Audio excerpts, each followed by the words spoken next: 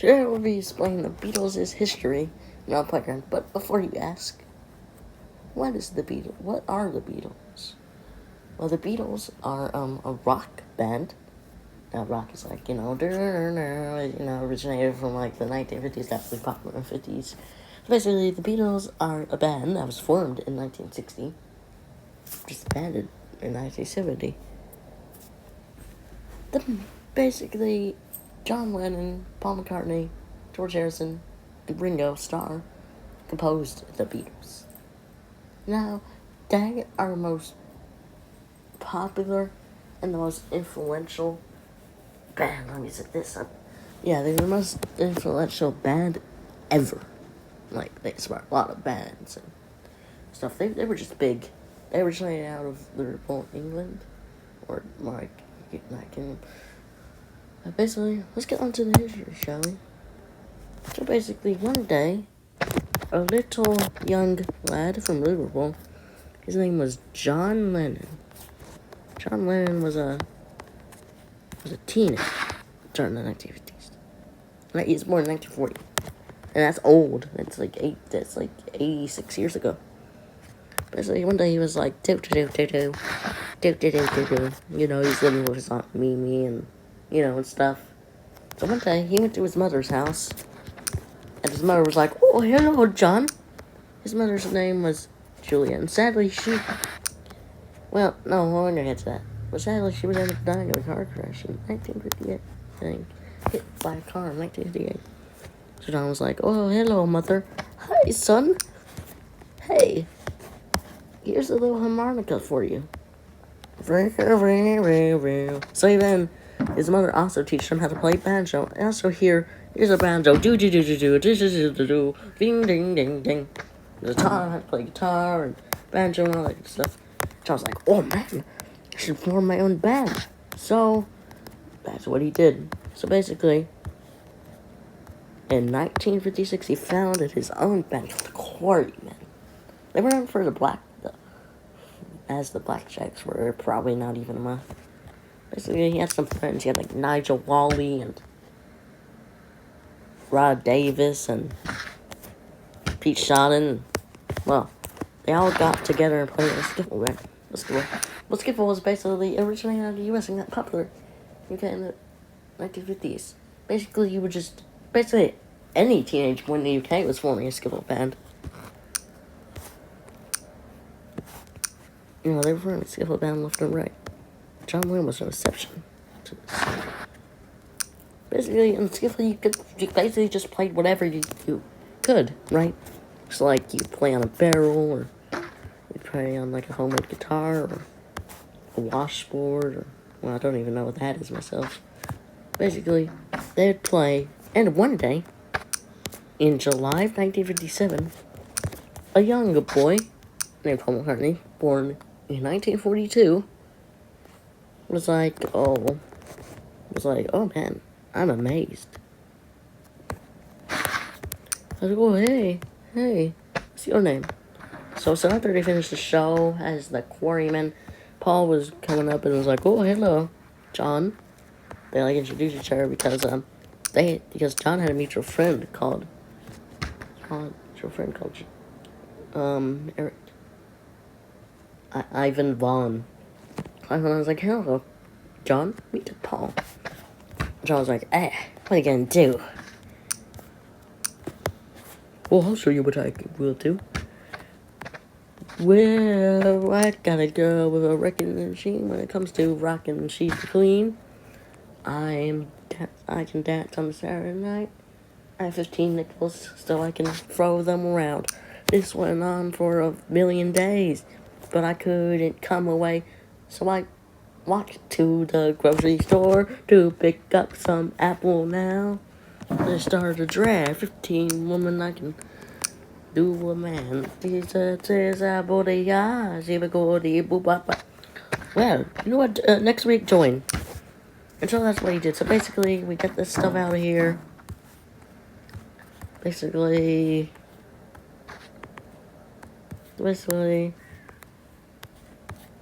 so Paul joined the band, right? So now it was Paul in the band. And then the other guy sorry. Like, I'm gonna go on to do something else. Yeah. Oh, I'm gonna talk. Oh.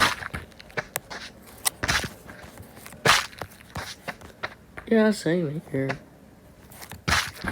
Last time I was playing it right now. So basically, we still had a couple members at this point.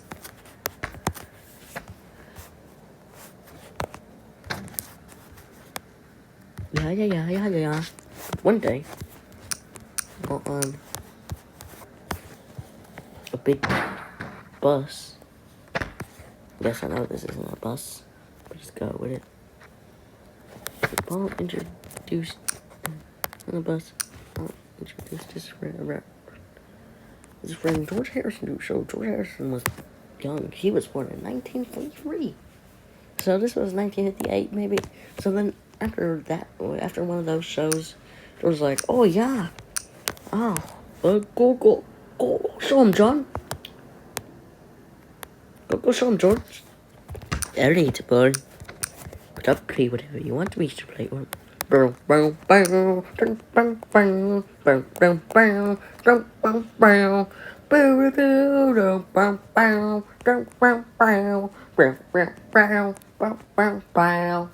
So after George is pressing guitar and Charles like, he's still young, but I'll let him in. So now it was just these three guys at the end of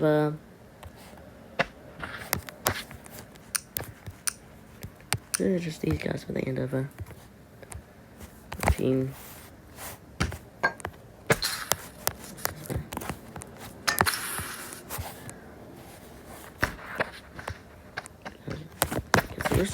With the rest of the members, they got killed. Oh no, they didn't actually die, but that's just exaggerated. Basically, there's just these three guys by 1959. So, everyone was like, oh snap, we're a band. We're a band. So basically, they just went on like this, going on their names like Johnny Moondogs, Page Free. And even John and Paul went under Nut Twins in 1960. Speaking of 1960, John had a friend from art school. His name was Stuart Sutcliffe. Around 1960s, around early 1960s to like 1959. I guess it's really like 1959. Probably November or October. Or could be even.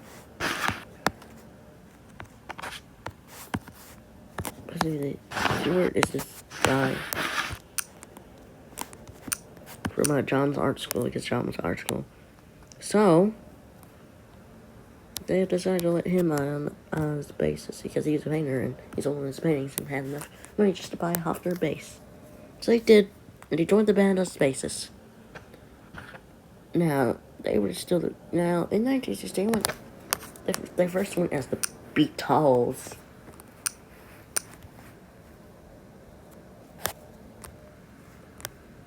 They were just early.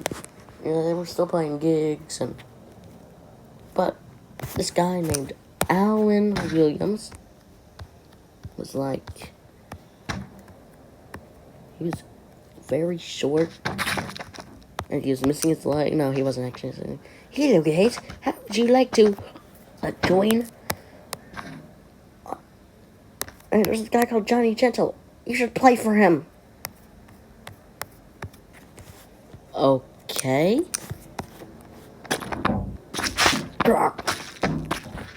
Okay, just play for him, guys.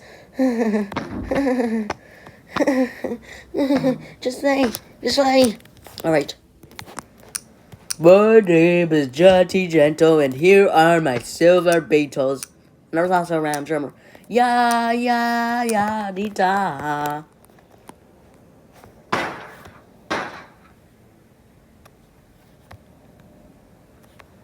What? No.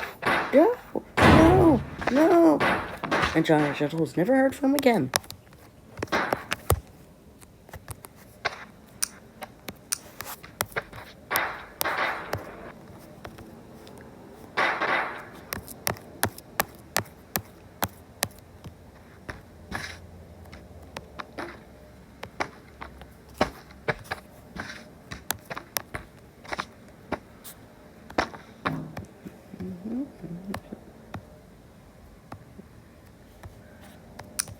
Alright, guys.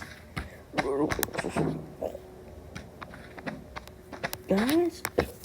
Oh, perfect. So here's what else I want you to do. Wait. I know this guy from Hamburg, and, well, he wants a band to play in Hamburg.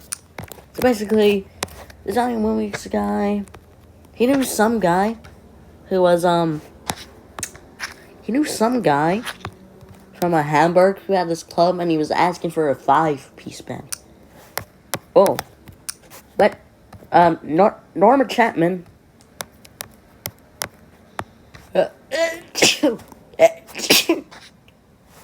Ooh, sneeze. Okay, what are you still doing here? Get out.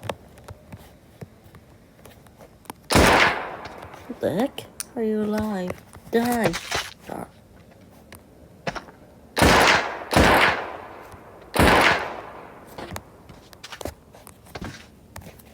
Okay, let's play. Oh, yeah. Okay, so basically, they all compare rebellious. These weird headphones. Alright, let's play. Alright, guys, I just want you to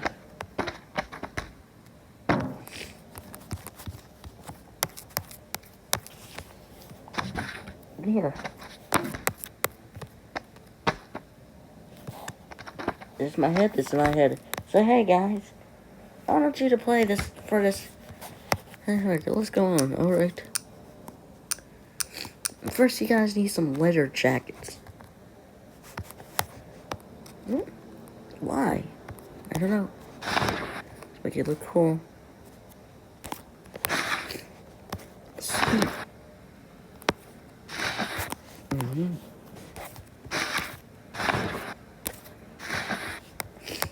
Alright, we're running away. This gang grows. Alright, let's play. Hey, where's Stu?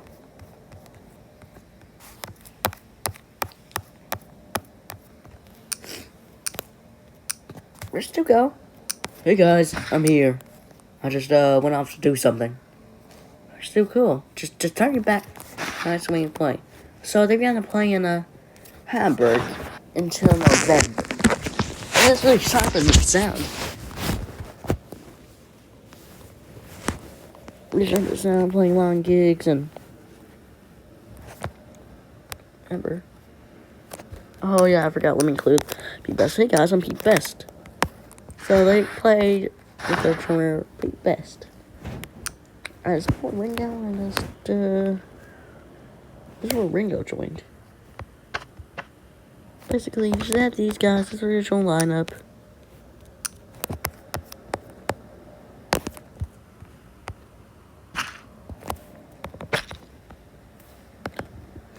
Basically, they just kept performing, and eventually they left for some reason. So they returned by December. Stewart was in Hamburg. It was over here. That was just these 4 guys. Stewart was still in Hamburg because he had met this lady called Ashton Kutcher and they got into a relationship. Basically, they kept going on. They kept performing, and thus they began to also start performing in the Cavern Club in February. Basically, everyone thought, hey, this band's pretty good. So they went off to Hamburg for a second time in March. There, Stewart joined, but he was missing for some gigs.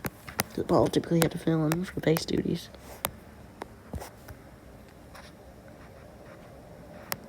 But by July, June, Stewart was like, alright, I'm out. So he was out for good this time. It was out over here.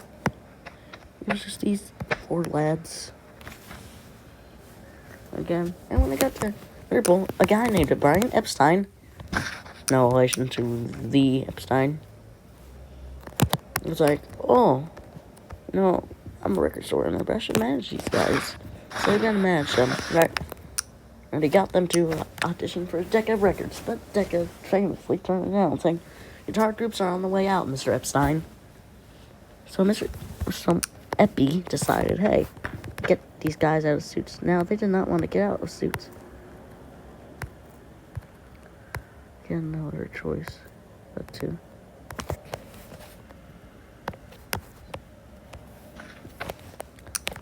Basically, they changed up their hairstyles to the mop top style.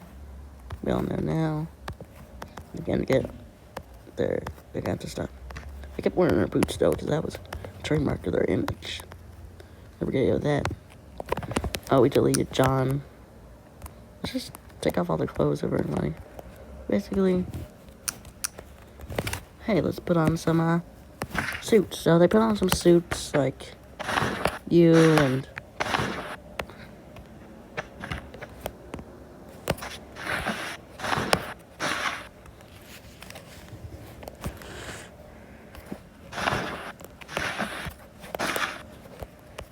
hairstyles.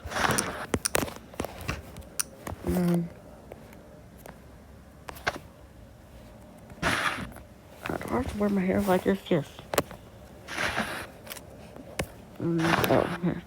Alright, so basically, they were just a band, so they were they were a proper band. Now I can say it's suits.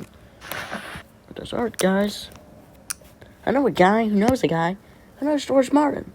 George Martin? He was a record producer.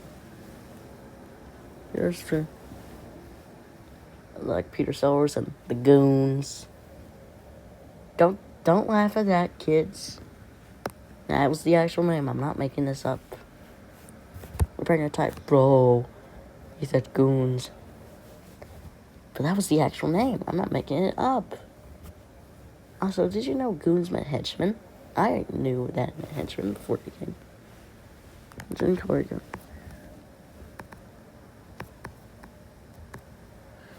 It's basically everyone was like happy, and you know they decided, hey, let's go back to Hamburg for a first time. But sadly, on this first time, Stuart had died. It got brain hemorrhage and died. Unfortunately.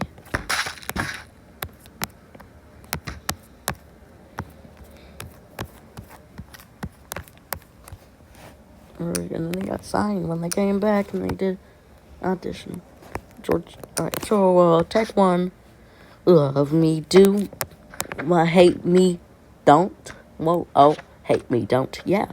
No, love me don't. Yeah. P.S. I hate you.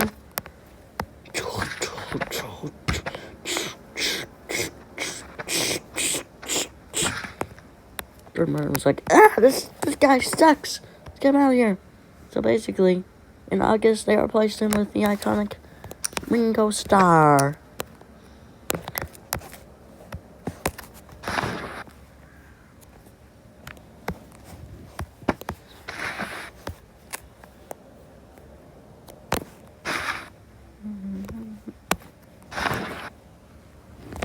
No. I don't want to stop recording.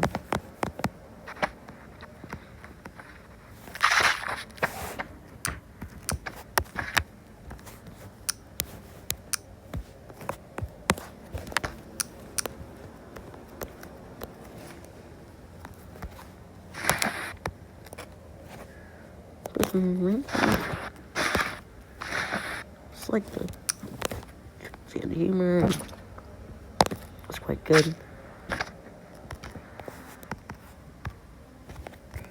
Now, let's see, guys. 1983. They decided, hey. Oh, yeah, and no, let's go back. So in September, they were like, let's record our first single. And that they did. It got to 17 on the UK charts. They recorded a second single in November of 1962 and released it 2 months later in January of 63. And it was popular. So then they were, they were pretty popular. Recorded a second album in February 1963 and then went on tour. They recorded more singles, 1964. Now, in late 1963, they were like, okay, we haven't hit the American charts yet. I mean, our previous singles in America just flopped. Well, John, you just, just do a song. I said, so Paul McCartney and John Lennon started a writing partnership. So they began to write their songs recorded for Please Taste Me. And this is part 1. I'll make a part 2. This is getting too long.